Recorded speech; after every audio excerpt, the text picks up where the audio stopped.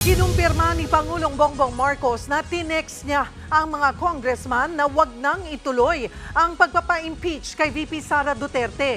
Hindi raw importante ang bise at aksaya lang sa panahon ang pagpapatalsik sa kanya. Nasa frontline ang balitang yan, si Maricel Halili. Kahit may mga niluluto ng impeachment complaint laban kay Vice President Sara Duterte, wala silang makukuhang suporta mula kay Pangulong Bongbong Marcos.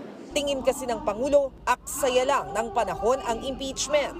What will happen to if somebody files an impeachment? It will tie down the House, it will tie down the Senate, it will just take up all the time, and for what? For nothing. For nothing. None of this will help improve a single Filipino life. As far as I'm concerned, it's a storm in a teacup. Mismong si Pangulong Marcos na rin ang nagkumpirma na text message nga niya laban sa impeachment ang kumalat kahapon. Sa nasabing text, sa pangkalahatan ay hindi naman importante si VP Sara, kaya mas maiging wag nang magsampa ng impeachment complaint laban sa kanya dahil abala lang ito sa totoong trabaho ng gobyerno. Well, it was actually private communication, but nalik na, yes. Because that's really my opinion. This is not important. So why waste time on this?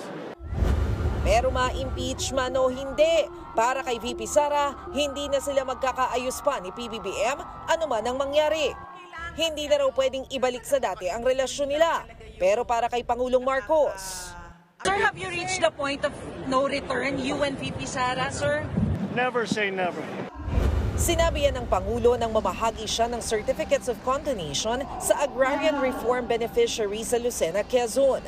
Matapos ang hamon ni dating Pangulong Rodrigo Duterte sa suporta ng militar kay PBBM, binisita kanina ng Pangulo ang mga sundalo sa Southern Luzon Command.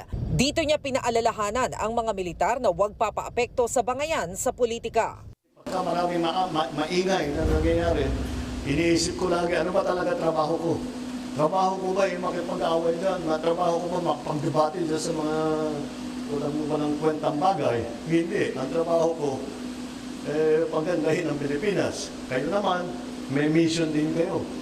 Nagbabalita mula sa Frontline, Maricel Halili, News 5. Mga kapatid, Cheryl Cosim po, huwag maging huli at maging una sa lahat sa balitaan. Para sa tuloy-tuloy na talakayan sa Frontline, mag-follow at mag-subscribe sa social media pages ng News 5.